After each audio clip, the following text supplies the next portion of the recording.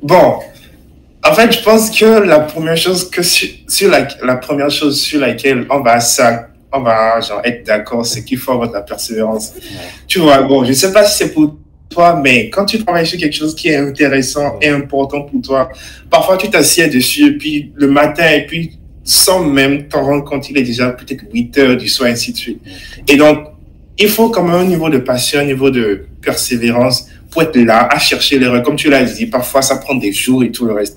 Et il y en a qui abandonnent, mais je pense que la différence, c'est avec ceux qui n'abandonnent pas.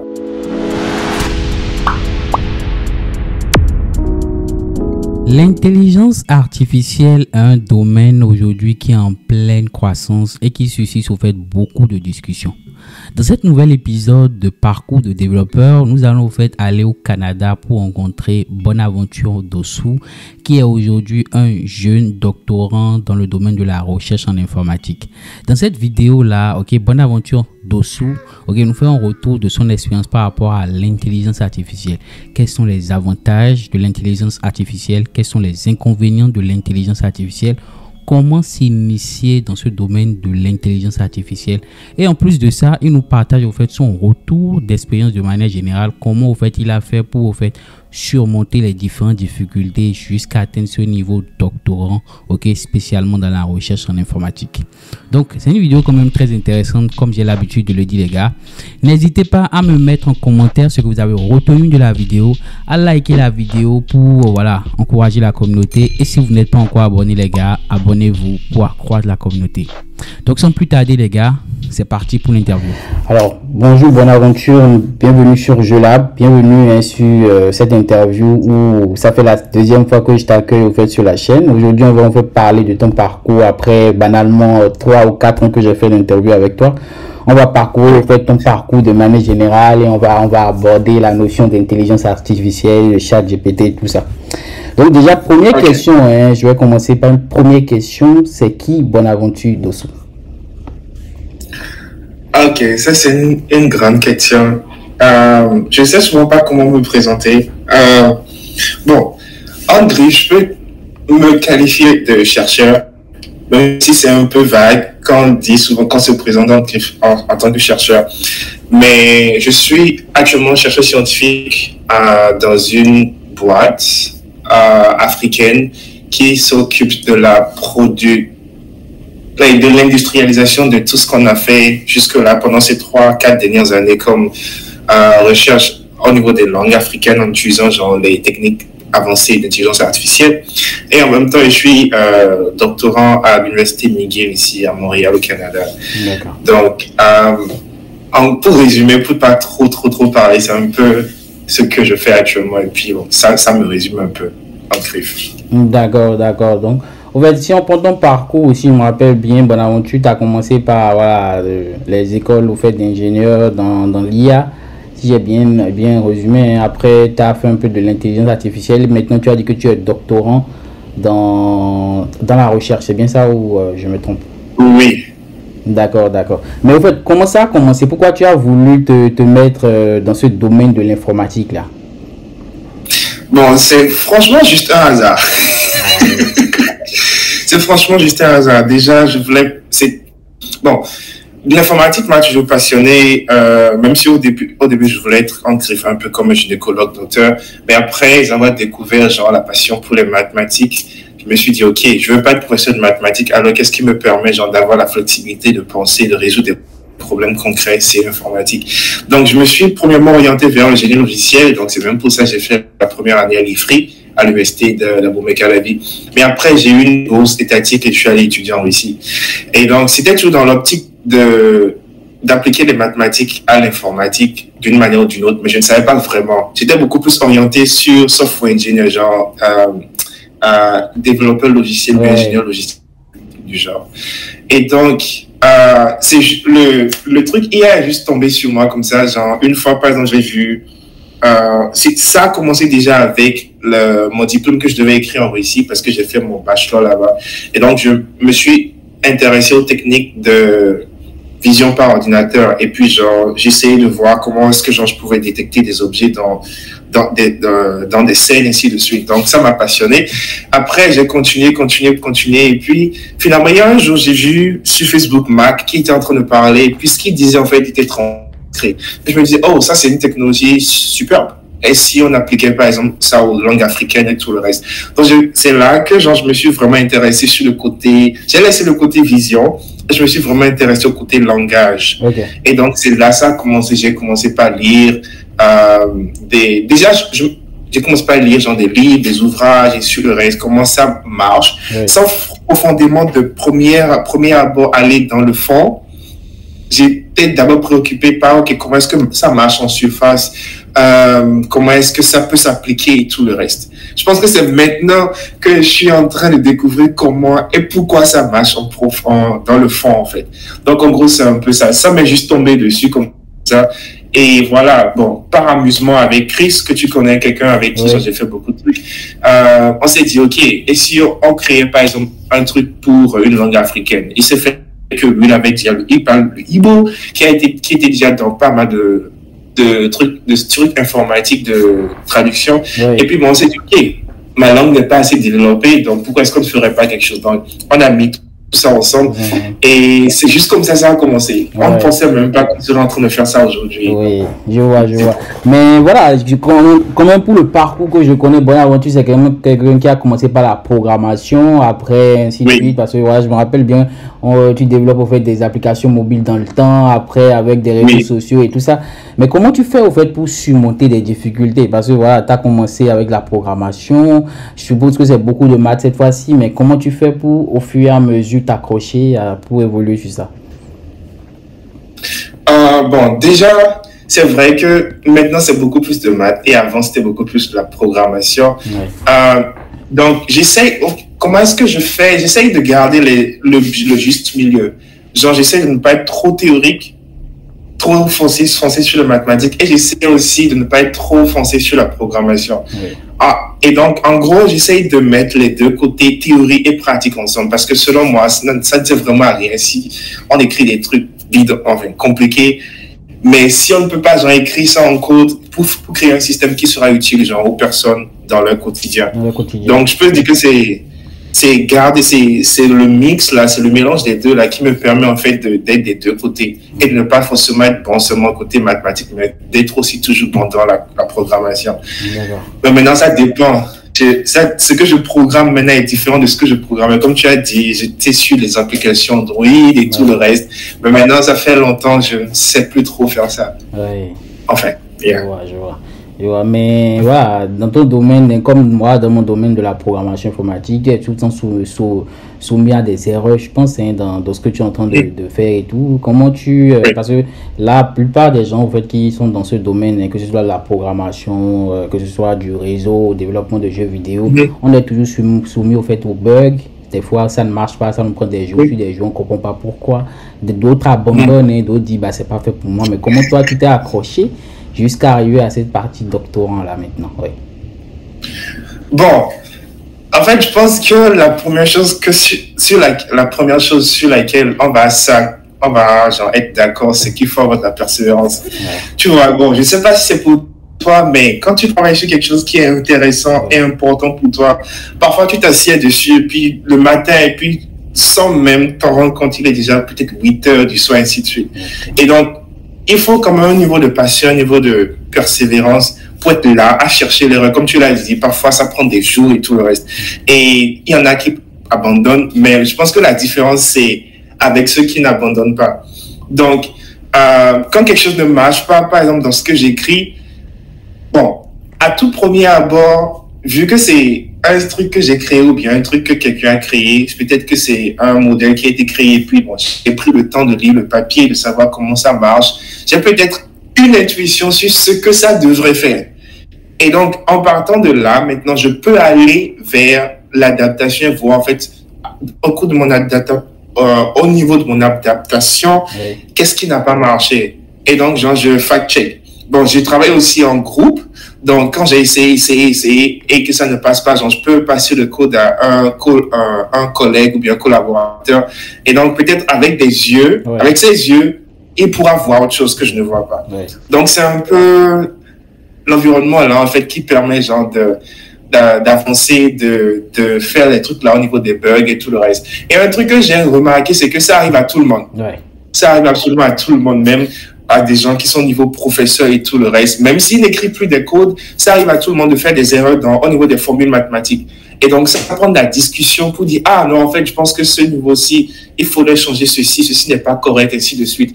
Et maintenant, il y en a toujours qui écrivent du code. Et parfois, ce sont des gens sont ici, peut-être chercheurs post-doctoral d'un professeur. Et parfois, c'est moi qui, comment je dis ça maintenant, qui repère parfois des codes, des bugs dans le code. Et donc, voilà, donc c'est en fait un milieu d'apprentissage. Et quand on se met dans cet état d'esprit, je pense que c'est comme ça je suis allé jusqu'au niveau. C'est ça, c'est ça. Non, mais c'est très, très intéressant ce que tu viens de dire. Déjà, je me suis dit, au fait, la persévérance, il y a la passion et il y a aussi le fait d'être humble, de savoir, au fait, que voilà, je connais partout. Même au fait, comme tu l'as dit, tu recenses des professeurs qui au fait, des erreurs dans leur programme et tout. Et voilà, il faut être quand même humble, être au fait, avoir un mental d'apprendre au fur et à mesure. C'est bien ça. Oui. Voilà. Mais Bonaventure, quand même, j'ai vu au fait des articles par rapport à des applications que tu as eu à développer, hein, une application de traduction de langue qui, avec ton ami Chris, vous avez au fait développé l'application qui au fait permet de pouvoir au fait traduire au fait en langue étrangère. Qu'est-ce qui t'a amené au fait à développer déjà ce produit-là et comment au fait tu l'as développé avec ton ami? Ok. Bon, au début, il y a eu plusieurs avancées. Donc, on a commencé, comme je le disais, plutôt par exemple par le fond, juste un truc qui permet vraiment de traduire entre le fond et le français et vice-versa. Les premières difficultés qu'on a eues, c'était beaucoup plus au niveau des données, parce que les langues africaines ne sont pas assez numérisées. Donc, il y a peut-être sûrement des trucs sur des papiers, des documents, des livres que quelqu'un a écrit, mais c'est pas en format numérique pour qu'on puisse utiliser. Donc, on s'était déjà au départ juste basé sur ce qu'il y avait au niveau de la Bible, un peu comme écrit par les témoins de Jéhovah, GW 300, Jehovah Witnesses 300. Et donc, après, on a un griffe initié le projet, qui nous a permis en fait de collecter des informations. C'était à travers, par exemple, de partager sur les réseaux sociaux, de demander aux personnes d'écrire peut-être des 5 ou bien 10 phrases qu'elles utilisent le plus couramment au quotidien, ainsi de suite. Donc, un peu de la collecte comme ça, de manière participative et puis aussi un peu communautaire. Et on a mis tout ça ensemble. Après, il y a eu d'autres personnes, un peu comme, je suppose que tu dois connaître Ayamio Clonan, il y a aussi Ricardo, des gens du Bénin et tout le reste, qui ont aussi quand même une grande communauté, qui ont aussi une passion pour la digitalisation genre des langues africaines et des langues béninoises. Donc, on a mis tout ça ensemble et puis on a pu créer maintenant des ensembles de données. Donc, je ne veux pas qualifier ça de beaucoup, mais quand même, c'est nettement mieux par rapport à genre quand on avait commencé. Et puis, on peut faire beaucoup plus d'applications. Donc, par exemple, en partant de là, les données sont souvent le truc le plus important. C'est pas le seul truc, mais c'est souvent le plus important parce que sans données, tu peux pas faire grande chose. Donc après ça, il y a eu aussi genre des collègues avec des anciens professeurs d'IFRI, Monsieur Laleyet, pour maintenant des trucs beaucoup plus vocaux, genre par exemple des systèmes de reconnaissance vocale et ainsi de suite. Donc c'est un peu comme ça, on est en train d'évoluer. Maintenant après, quand les données sont là, maintenant il y a souvent problème de ressources de calcul, si je peux dire ça, computational resources, parce qu'il faudrait tourner sur des GPUs et ça peut être tourné à temps plein 24 heures sur 24, peut-être pendant une semaine, même 2 semaines. C'est pas un truc auquel des gens seulement, par exemple en Afrique, au Bénin, en recours, ou bien même un simple étudiant a recours. Donc il faut que ça tourne sur des serveurs, sur des clusters et tout le reste. Donc on griffe un peu l'évolution, genre en partant des données maintenant vers les histoires de calcul et tout le reste. Et c'est un peu ce qu'on a au quotidien. On griffe. Donc si je résume bien, en fait, c'est la manipulation de données. Vous manipulez les données histoire de de pouvoir en fait envoyer des... Ok, d'accord, d'accord. Mais par exemple, pour tous ces jeunes-là qui veulent se lancer et pouvoir, par exemple, là actuellement tu es doctorant, tu as commencé par la programmation, l'IA et tout ça, quelles sont selon toi les compétences nécessaires requises pour pouvoir se lancer dans ce domaine de l'intelligence artificielle de manière générale? Qu'est-ce qu'il faut avoir comme base? Je dirais tout de suite les mathématiques. Il faut avoir les mathématiques. C'est le truc le plus important, même en programmation, je pense, parce que même si tu vas être génie logiciel ou bien développeur web, ainsi de suite, si tu écris de la programmation, tu dois avoir en tête d'optimiser ton code. Et vu que c'est souvent du binaire et tout le reste, avoir quand même des notions de mathématiques permet parfois d'écrire des trucs vraiment beaucoup plus rapides et tout le reste. Donc, les mathématiques sont vraiment importantes. Maintenant, après, je pense que c'est juste la curiosité. La curiosité, genre d'apprendre. Bon, moi, mon expérience ne sera pas, ce que je dis ici ne sera pas forcément ce que quelqu'un d'autre dira.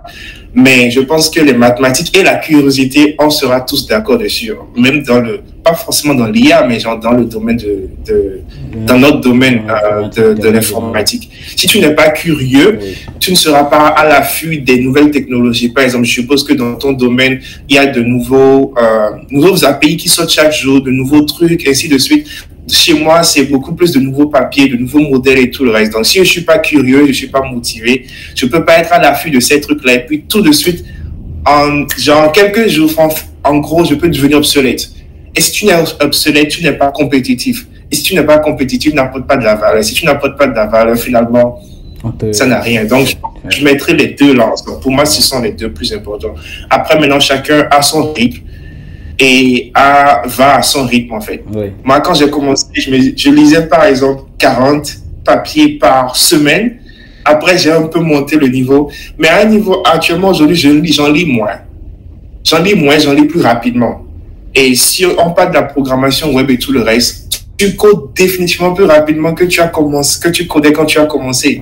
Donc, c'est beaucoup plus de pratique et tout le reste. Donc, je dirais mathématiques, curiosité et puis beaucoup de persévérance, pratique et tout le reste. C'est ce que moi je peux mettre ensemble pour y aller. D'accord. Non, mais c'est très important et je pense que les gens prendront compte de ça. Tu as dit au fait, il y a la persévérance, la mathématique et tout le reste, voilà, au fur et à mesure, vraiment. Selon moi aussi, avec ce que tu viens, je peux compléter surtout ce mot-là, la persévérance. Parce que ça ne sert à rien au fait d'abandonner parce qu'on a rencontré des bugs. De toute façon, quand on réussit ces bugs-là, on a en fait un niveau de confiance encore plus élevé parce qu'on peut faire quelque chose d'autre. Et il y a une satisfaction qui est... Parfois, genre, je ne peux pas décrire ça en mots. Quand tu bugs sur un truc et après des jours, tu trouves le truc et puis parfois on se dit, bon, on est bête. Mais après la partie où on se traite de bête et tout ça, il y a une satisfaction énorme et ça redonne de la confiance, comme tu as dit. Exactement. Mais là, actuellement, on est dans l'ère de ChatGPT avec toutes ces applications d'IA qui sortent là. Et le plus connu là, actuellement, c'est ChatGPT. Et j'aimerais au fait qu'on fasse un peu le tour par rapport à ce sujet-là. Déjà, pour toi, ChatGPT, toi qui es dans le domaine de l'IA, qu'est-ce que tu en penses déjà, de manière positive comme négative?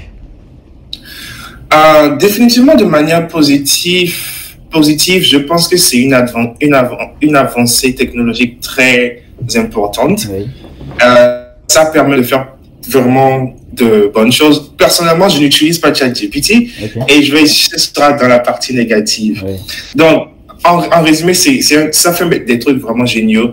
À côté de ChatGPT, il y a Bard qui est développé par Google, qui est un peu plus puissant selon moi et plus logique que ChatGPT. Mais bon, à cause du marketing et tout le reste, tout le monde maintenant c'est ChatGPT. Mais c'est pas le seul. Donc, les systèmes comme ChatGPT constituent des avancées technologiques super importantes. Et en entrant maintenant dans la partie négative, ou bien la partie négative, ce qui fait par exemple que je n'utilise pas ChatGPT, je pense que c'est un truc beaucoup plus quotidien, selon moi, un peu plus capitaliste. Dans le sens où, par exemple, dans la communauté de recherche actuellement aujourd'hui, on ne sait pas sur quelles données ChatGPT a été entraîné. On sait juste que, OK, ils ont pris tout Internet. Vidéos, textes, Wikipédia, par exemple, ce que peut-être enfin, ok, c'est une peut-être version ancienne, mais peut-être tes anciennes vidéos de coding ont été utilisées. Et les transcriptions, et peut-être que tout ça, ça a été utilisé. Donc, on sait juste de manière vague qu'ils ont utilisé tout Internet.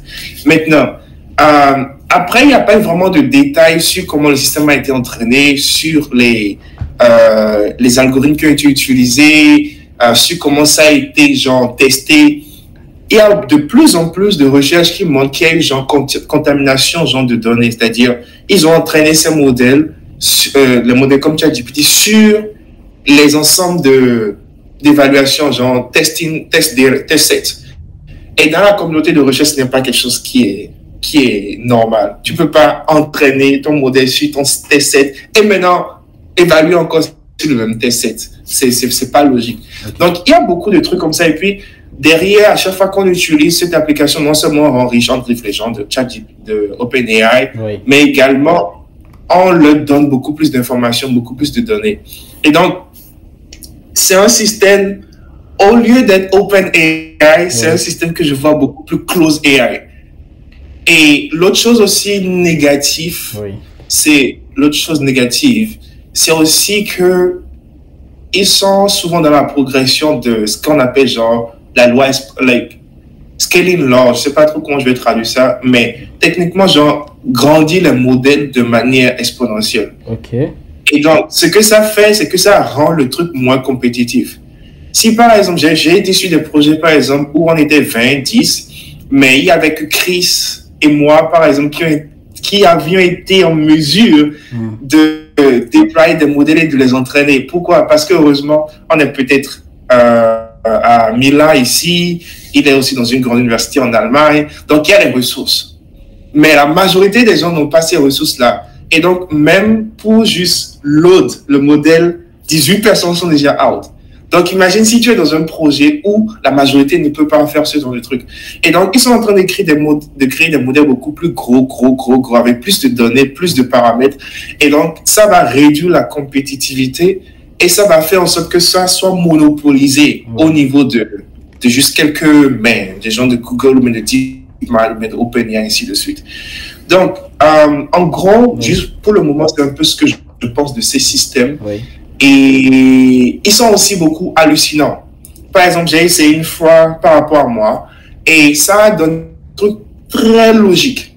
Très logique dans le sens où si c'était pas moi, si c'était quelqu'un d'autre, mais peut-être toi, tu dirais que ce que ça a donné est vrai. Mais en fait, ça dit que j'étais auteur d'un papier sur lequel je n'étais pas, mais c'était en fait un collègue du même lab en fait qui était auteur du papier.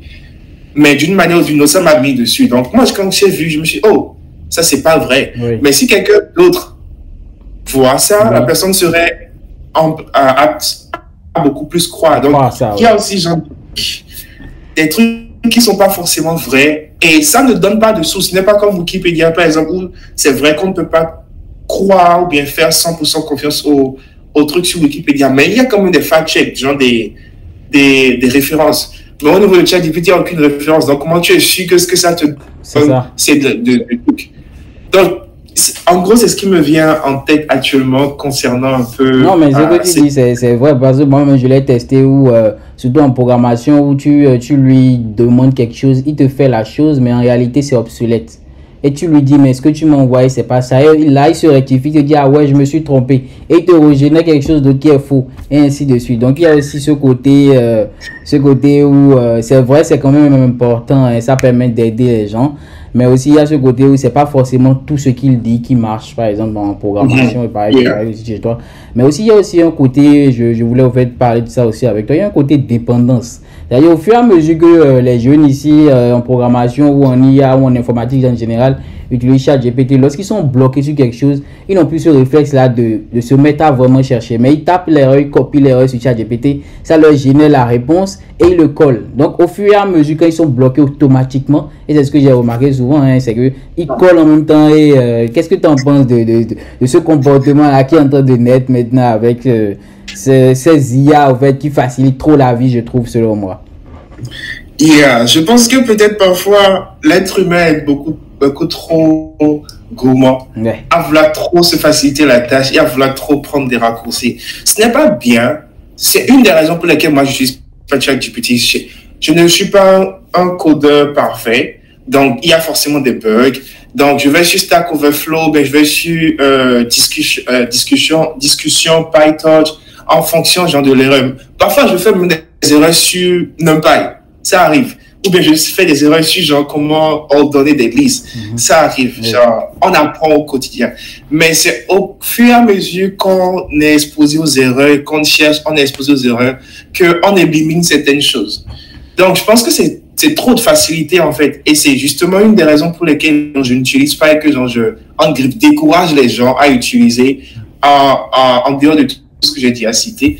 C'est pas bien. Ça ne cultive pas genre l'esprit critique, ça ne cultive pas genre la curiosité et ça facilite, ça encourage la facilité. Parce que c'est un peu comme quelqu'un qui est là, qui va tout faire pour toi. À la fin, tu n'apprends pas. Parce que il y a même des histoires où des gens utilisaient ChatGPT pour des interviews et ils ont eu l'impression en fait que c'était bon, mais comme tu l'as dit, quelqu'un qui est bon dans son domaine ou bien quoi que ce soit peut s'en rendre compte que ça c'est obsolète ou bien ci aussi. Et donc déjà ça fait quoi ça moi personnellement si je me trouve dans cette situation je me sens ridicule. Donc je pense pas que c'est une bonne habitude. Pas du tout. C'est pas un truc qui devrait être encouragé. C'est pas un truc qui devrait être fait. Ici, dans les universités, c'est interdit. Les gens peuvent faire ça, genre à but lucratif et tout le reste, mais ça n'aide pas dans l'apprentissage, ça n'aide pas genre dans la connaissance. Et on ne sait même pas pourquoi est-ce qu'ils donnent des réponses comme ça et tout le reste. Donc, parfois, utiliser sans vraiment comprendre en fait comment ça marche et tout le reste. On veut juste la réponse. On veut juste avoir la facilité d'avancer et tout le reste. Mais parfois, ce n'est pas toujours la bonne attitude à adopter. Mais ça rattrape toujours. Oui, exactement. Ça rattrape toujours. Et c'est ce qui arrive où par exemple, moi, j'avais des étudiants, je les donne des TP à faire, ils copient le TP sur ChatGPT, ils génèrent la réponse. Mais tu sens que c'est pas lui qui l'a fait parce que c'est trop parfait, au fait. C'est un peu ça. Mais qu'est-ce que tu diras au fait aux gens, parce qu'on voit sur Internet maintenant, il y a des métiers qui vont disparaître avec ChatGPT, avec ces IA-là, comme la programmation, on n'aura plus besoin de programmeurs, comme le DevOps, bref, plein de métiers dans l'informatique qui, selon des gens, au fait, disent que oui, avec ces IA-là, au fait, les métiers, au fait, ça va disparaître. Qu'est-ce que toi, t'en penses? C'est ton avis sur le sujet? La majorité de ces gens, la majorité des gens qui parlent ainsi, tu vas remarquer, ce sont des gens qui ne travaillent pas sur ces genres de systèmes. Ce sont des gens qui suivent juste le hype. Ou bien tu vas voir souvent des trucs du genre, je sais pas, la majorité, ChatGPT est si, mais la majorité des gens ne savent pas comment utiliser. Voilà cette astuce. En fait, je pense que ce sont des gens qui suivent juste le trend. Si tu suis genre les gens qui travaillent dans le domaine, un peu comme Yann LeCun, le choix, et même même les chercheurs même, il y a une très peu majorité qui est pour le fait que ces travaux-là vont disparaître. Si on prend même le cours de l'humanité et l'évolution et tout le reste, il y a des travaux, même si on enlève l'intelligence artificielle, il y a des travaux qui ont pas disparu, mais qui ont évolué. Par exemple, les peintres, ceux qui faisaient les tableaux qu'on a dans les musées et tout le reste, ils vont dire quoi aujourd'hui par rapport à ceux qui font les mêmes choses, mais avec des outils comme Photoshop ou bien des autres trucs. Donc, il y a toujours eu évolution. Je pense que c'est la personne qui n'est pas assez bonne dans son domaine et qui ne s'adapte pas au courant qui pourra être obsolète et laissé. Par exemple, je vais prendre l'exemple des hôtesses ou bien des personnes qui font dans les avions. Je ne pense pas qu'un système va venir remplacer ces gens-là. En tout cas, personnellement, moi, je ne veux pas. Dans les hôtels, dans les restaurants, il peut, mais il n'y aura pas autant ce niveau de sympathie là qu'on a avec les hommes. On sent qu'on discute avec quelqu'un qui a des émotions.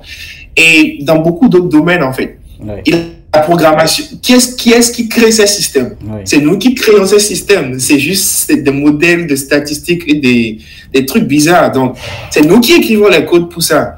À un niveau, ok, ça pourrait devenir, ou bien ça pourrait donner l'impression d'être un peu plus intelligent que nous, parce que, par exemple, ça voit des trucs beaucoup plus sur les nombres que forcément nous ne voyons pas. Par exemple, si on est au niveau de la médecine, par exemple, ce qu'un physicien ne peut pas voir avec les nombres, si cette image est traduite en matrice de normes et qui a genre un pattern, je sais pas trop comment je dis ça en français, ben, l'ordinateur va être en mesure de révéler ce pattern-là au physicien, au médecin.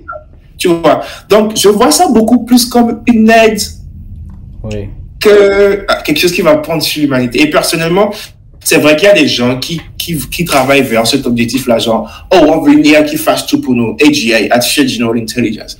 Mais personnellement, je ne suis pas de ce groupe et je ne veux pas forcément avoir une IA qui va être plus intelligente ou bien quoi que ce soit. Je veux toujours qu'il y ait ce côté humaniste-là de la chose. Et je ne pense pas qu'en fait, une IA va venir remplacer un homme. En tout cas, les êtres humains, en tout cas, pas avant longtemps. Seuls ceux qui ne s'adaptent pas au progrès technologique seront genre dépassés. Et c'est normal dans tout travail. Si tu ne te mets pas à l'affût des évolutions et tout le reste, et voilà, tu vas finir par être genre obsolète. Et puis, bon, quelqu'un qui est à l'affût, qui est genre à la mode et tout le reste, va prendre sur toi. Donc, je pense que c'est juste de la peur pour rien. C'est vrai qu'il y a des dangers par rapport à l'utilisation de ces trucs-là sans forcément savoir c'est quoi la limitation et tout le reste. Et il y a beaucoup plus d'efforts dans ce sens, mais penser que certains travaux vont disparaître, c'est pas le cas. Et j'ai pris encore l'exemple des peintres. Il y a tous des peintres aujourd'hui, mais ce sont des trucs qui sont avancés. Qui a aujourd'hui besoin d'un peintre? Si on peut utiliser peut-être ChatGPT ou bien des systèmes de modèles génératifs qui sont super performants. Pourtant, les gens sont là, les gens payent des millions pour avoir des tableaux de peintres. Donc, il y a toujours ce truc-là, en fait, que la machine ne pourra pas avoir plus que l'homme. C'est ça. Non, mais je retiens rapidement dans ce que tu dis, au lieu de parler d'une concurrence, il faudrait parler d'une complémentarité pour aboutir à quelque chose de plus parfait. Exactement. Voilà. Donc là, en fait, nous sommes déjà à la fin de cette interview-là. Je vais te laisser le micro pour que tu puisses donner des conseils, au fait, à tous ces jeunes-là, quand même, qui veulent emboîter ton pas. Parce que pour ceux qui ne le savent pas, Bonaventure est aujourd'hui doctorant. Et voilà, il fait un peu de tout et il est dans la recherche. Et il a atteint ce niveau-là avec la programmation. Et on a tous eu à travailler ensemble. Hein, donc, je te laisse le micro pour que tu puisses donner des conseils à tous ces jeunes-là. Ok. Bon. Faudrait pas prendre mes paroles pour paroles d'évangile. L'espérance de quelqu'un d'autre sera forcément différente. Moi, j'aimerais je souhaite qu'il y ait beaucoup plus de personnes qui s'intéressent à la recherche et à la programmation. C'est pas forcément l'IA, c'est pas forcément genre le génie logiciel. C'est vague. C'est le développement web, le génie logiciel, la cybercriminalité et tout le reste. Je souhaite vraiment qu'il y ait beaucoup plus de gens, beaucoup plus axés sur la recherche dans ces niveaux-là. Parce que un des trucs qui m'a un peu ennuyé côté génie logiciel, c'est que c'est des trucs qui existent, quelqu'un d'autre pense, et ce sont des trucs qui existent et j'en applique juste. J'ai trouvé beaucoup plus intéressant d'être du côté de ceux qui pensent.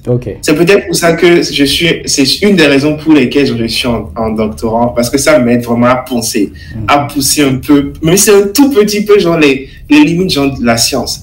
Donc j'aimerais vraiment qu'il y ait beaucoup plus de personnes comme ça, beaucoup plus de chercheurs africains. Et un des trucs qui est important pour moi, bon, je ne sais pas si je l'ai déjà atteint, j'espère pouvoir l'atteindre, c'est d'être une figure pour ces jeunes-là qui commencent. Parce que j'ai commencé du Bénin, comme tu as dit, je suis allé en Russie, j'ai fait les mathématiques et tout le reste. Donc, ce n'est pas un parcours commun. Et ça a été parsemé de beaucoup d'embauches, beaucoup d'obstacles. Pourtant, je suis là, je suis ici et je suis parti du Bénin. Tu es aussi un Béninois. Et on connaît tous des gens de notre proche, de notre entourage qui sont Béninois, mais qui quand même aujourd'hui sont de grands noms de référence dans ce qu'ils font. Donc, créer beaucoup plus ce truc-là, ce réseau-là, où en fait, on nous voit beaucoup plus dans la recherche, dans l'innovation et tout le reste. Qu'on soit quoting, moins influenceur, moins sur les réseaux sociaux. Parce que tout ça, on agit en tant que consommateur au lieu d'agir en tant que producteur. C'est ça. Et moi, je pense qu'on a absolument tout ce qu'il faut pour pouvoir innover. Si par exemple, juste une anecdote, si genre, il y avait ce qu'il y a ici à Migui, ce qu'il y a au Canada et tout le reste, je sais pas, et puis l'environnement était propice et tout le reste, je sais pas, peut-être que je serais en Afrique. Ouais. J'ai été récemment 2 fois là-bas et puis ça a été un environnement superbe avec les soins de santé qui étaient moins chers, accessibles et tout le reste. Mais on n'est pas encore là. Ici, les gens déboursent des milliards de dollars pour la recherche. Ouais. Or, là-bas, en Afrique, on a encore des problèmes d'assainissement d'eau et d'accès à l'eau, à l'électricité et tout le reste. Donc, j'espère que ceux qui sont en dehors du continent, comme sur le continent, comme moi, comme nous, vont s'intéresser beaucoup plus genre à l'informatique, vont s'intéresser beaucoup plus genre à la recherche, à l'innovation. Bon, pas forcément. Je dis la recherche et l'innovation, c'est pas forcément de la recherche.